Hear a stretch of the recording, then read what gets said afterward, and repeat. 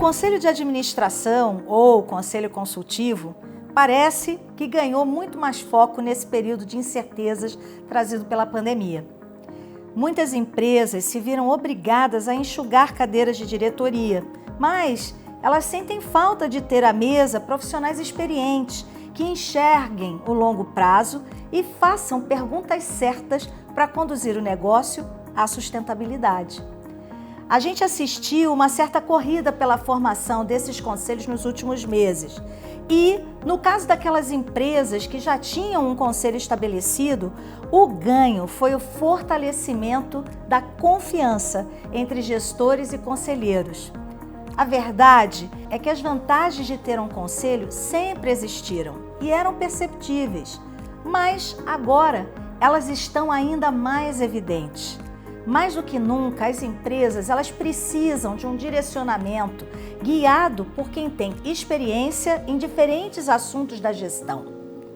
Tudo isso pode ser oferecido por um bom conselho, que é um agente de responsabilidade, crescimento, inovação e transformação para o negócio.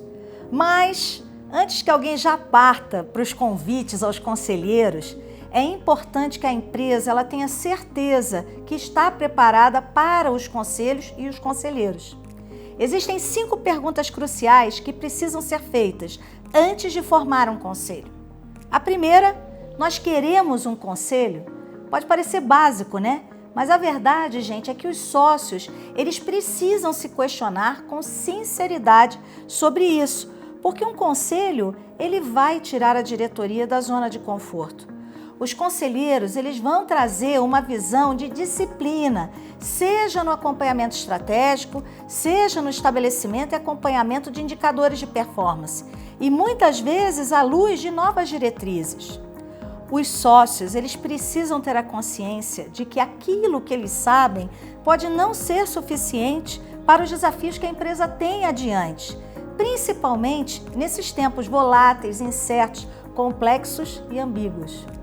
E por isso, precisam de ajuda de quem tem uma visão mais imparcial. A decisão de formar um conselho, ela deve ser unânime, para que a estratégia realmente funcione. Porque senão, gente, o raio do conselho vai virar mais uma arena de outros embates e que não vai ajudar a empresa a crescer. A segunda pergunta é: para que queremos conselheiros? É muito comum, principalmente em empresas menos maduras em gestão e governança, que o negócio siga uma determinada estratégia, sem que a diretoria tenha se perguntado de fato quais são os objetivos que queremos alcançar. São perguntas como: onde o nosso negócio quer chegar? O que estamos vendo como nossas oportunidades, forças, ameaças e debilidades? Em quanto tempo queremos alcançar o nosso crescimento almejado? E o conselho, ele pode ajudar a trilhar esse caminho fazendo um mapa. E é por isso, gente, que antes de constituir um conselho, a empresa precisa ter claro o que deseja alcançar e o que espera daquele conselho. Que contribuições aqueles conselheiros eles vão dar. E para isso, a diretoria e os sócios devem fazer uma autoanálise para verem mesmo que conquistas temos até agora e o que a gente quer para o futuro. Qual o grau de ambição desse negócio? Ele precisa inovar e diversificar para não ser engolido? A gente quer arriscar em buscar um crescimento exponencial? Estão sendo avaliadas todas as oportunidades relevantes de inovação e transformação? Essas perguntas, elas ajudarão a empresa na escolha dos conselheiros e no trabalho que eles vão desenvolver posteriormente, inclusive desafiando a gestão. A terceira pergunta é: quais competências não podem faltar num conselho? Um relatório da Deloitte sobre governança de empresas de capital fechado mostra que um dos principais benefícios de um conselho é a contribuição de pontos de vista diversificados. Essa é uma questão muito importante e deve ser observada na hora de convidar conselheiros. Eles precisam ser diversos nos seus modelos mentais, abertos ao contraditório e realmente querendo trazer diferentes perspectivas. Mas quais competências devem compor esse conselho?